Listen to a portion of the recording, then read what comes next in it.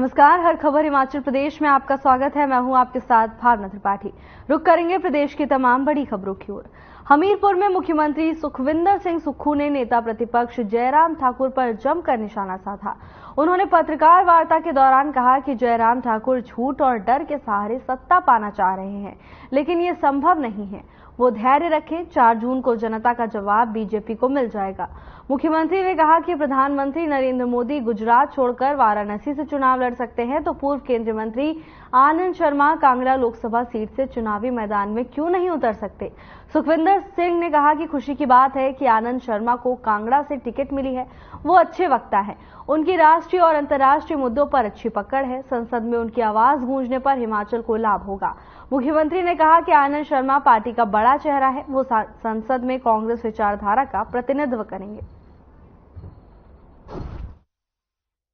प्रत्याशियों की घोषणा कर दी है और बड़ी खुशी की बात है कि हमारे राष्ट्रीय नेता श्री आनंद शर्मा जी को कांगड़ा से प्रत्याशी बनाया गया है, जिनकी राष्ट्रीय स्तर पर एक पहचान है और लोकसभा में राज्यसभा में रहते बहुत अच्छा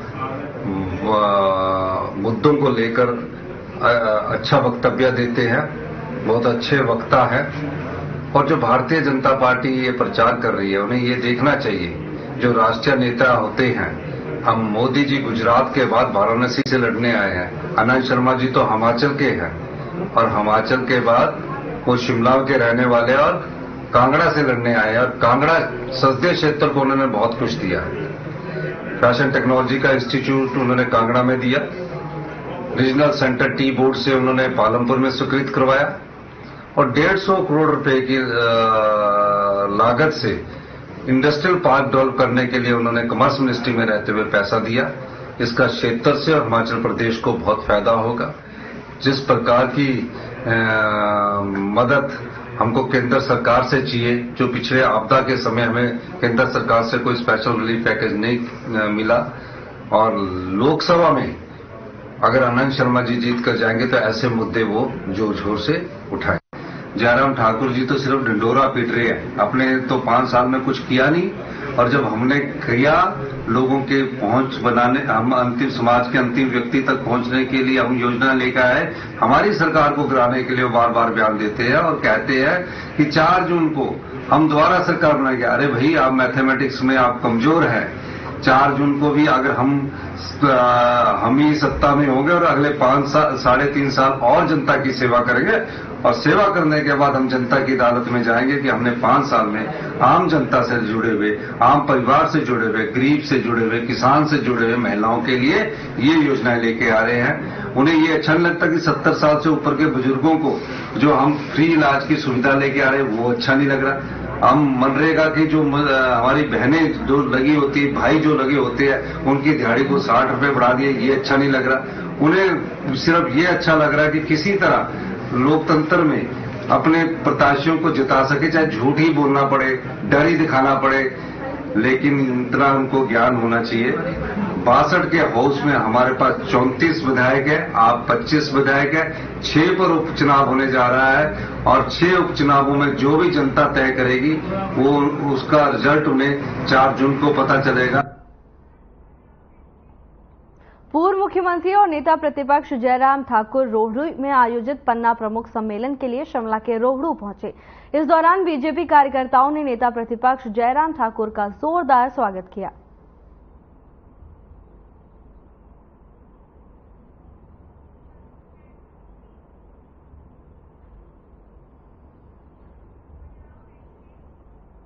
मंडी संसदीय सीट से कांग्रेस प्रत्याशी विक्रमादित्य सिंह ने बीजेपी प्रत्याशी कंगना रनौत पर तीखा जुबानी हमला बोला है।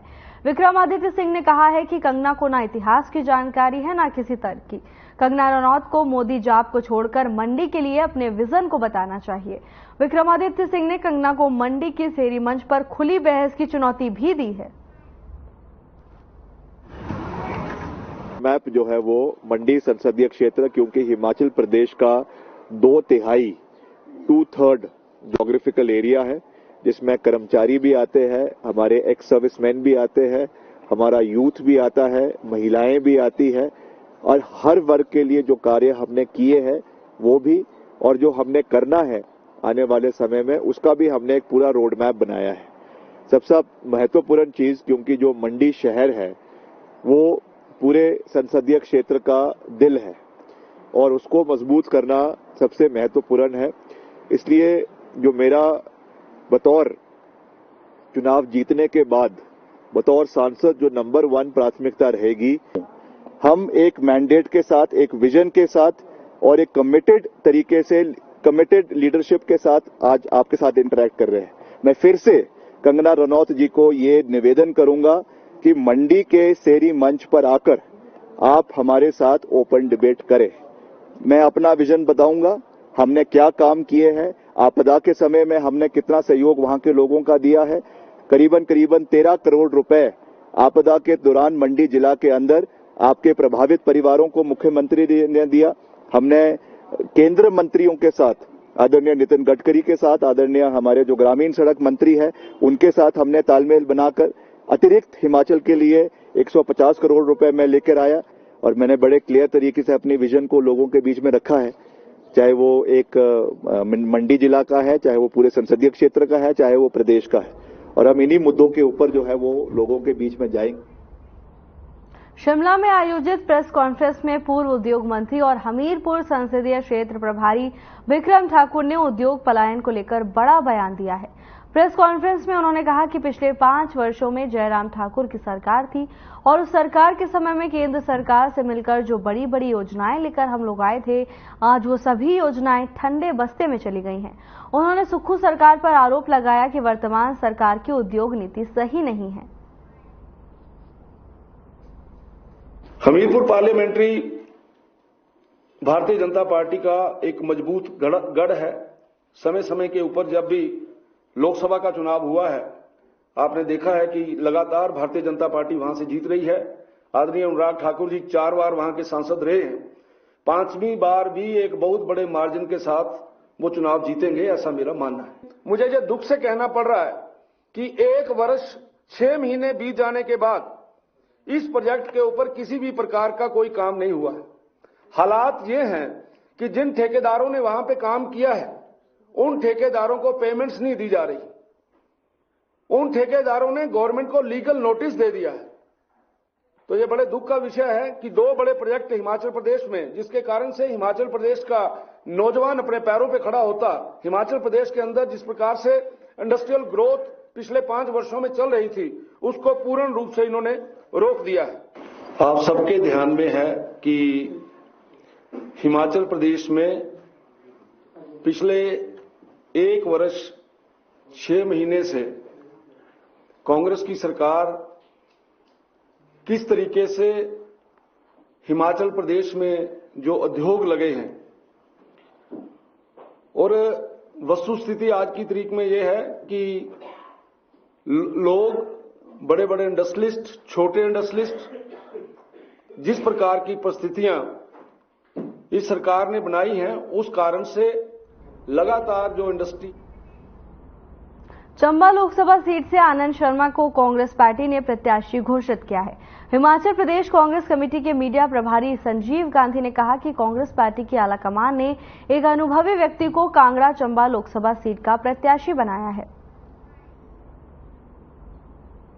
कांगड़ा चंबा पार्लियामेंट कॉन्स्टिट्यूंसी के लिए एक बहुत ही अनुभवी, बहुत डायनामिक, वेरी इंटेलिजेंट और एक ऐसे शख्सियत को जो है वो टिकट दिया है, जो उसके लिए कि हम जो है वो बहुत उनके आभारी हैं। और ये बहुत गर्व की बात है हम सब कांगड़ा वासियों के लिए, चंबा वासियों के लिए, कि एक ऐसा व्यक्तित्व जिसको इतना बड़ा एक्सपीरियंस है राजनीति का और एक बहुत बड़ा पॉलिटिकल कैरियर है और एक एडमिनिस्ट्रेटिव, वो कैबिनेट मंत्री रहे हैं भारत सरकार में और कई पद उन्होंने जो है वो संभाले हैं और उन्होंने हिमाचल के लिए, कांगड़ा डिस्ट्रिक्ट के लिए ऑलरेडी बहुत अच्छा काम पहले किया है।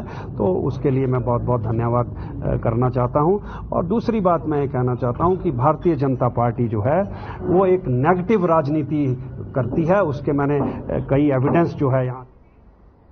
शिमला पुलिस मुख्यालय में 1991 बैच के आईपीएस अफसर डॉक्टर अतुल वर्मा ने हिमाचल प्रदेश के नए डीजीपी नियुक्त होने के बाद पदभार संभाल लिया है। मीडिया से बातचीत में डॉक्टर अतुल वर्मा ने कहा कि नई जिम्मेदारी उनके अवसर और चुनौती दोनों है। तो ये तीन चाहूंगा, एक तो पहला चीज डेटा, दूसरा चीज कि क्या ये ड्रग्स या किसी और चीज से रिलेटेड है कि नहीं।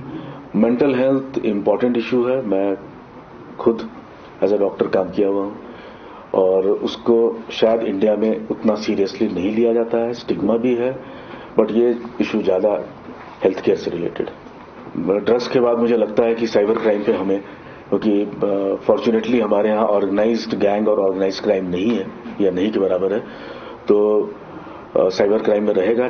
ज्यादातर ये क्राइम जो है विक्टिम हमारे यहाँ है, क्राइम करने वाले बाहर से हैं, संख्या बहुत ज्यादा है। एग्जैक्ट तो नहीं आपको बता पाऊंगा, अप्रोक्सीमेटली 60,000 कंप्लेंट आ रहे हैं साल में, जिसमें से कोई 20-22 हजार को हम जो नंबर जो हिमाचल निर्माता डॉक्टर यशवंत सिंह परमार की 44वीं पुण्यतिथि पर सोलन स्थित चिल्ड्रन पार्क में सिरमौर कल्याण मंच ने भावभीनी श्रद्धांजलि अर्पित की।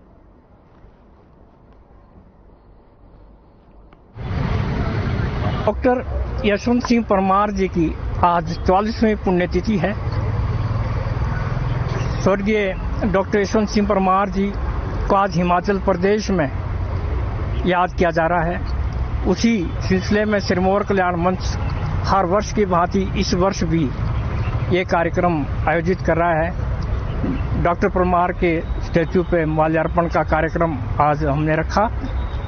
डॉक्टर यशवंत सिंह परमार किसी परिचय के मोहताज नहीं है। हिमाचल प्रदेश का अस्तित्व में आने से लेकर हिमाचल प्रदेश का विकास, सर्वांगीण विकास, हिमाचल प्रदेश की संस्कृति के लिए उनका योगदान, अनेकों कार्यक्रम प्रदेश में, और जिस प्रकार से आज हिमाचल प्रदेश विकास हुआ है उसका जो मॉडल है उन्होंने जो स्थापित किया था, उसी मॉडल पे जो भावी जितनी भी सरकारें रही डॉक्टर यशवंत सिंह परमार के बाद उसी पे कार्य करती रही, और नतीजा ये हुआ कि आज हिमाचल प्रदेश को देश के अन्य पहाड़ी राज्यों में अग्रणी राज्य के रूप में जाना। हर खबर हिमाचल प्रदेश में फिलहाल के लिए बस इतना ही। जल्द हाजिर होंगे नई अपडेट्स के साथ। नमस्कार।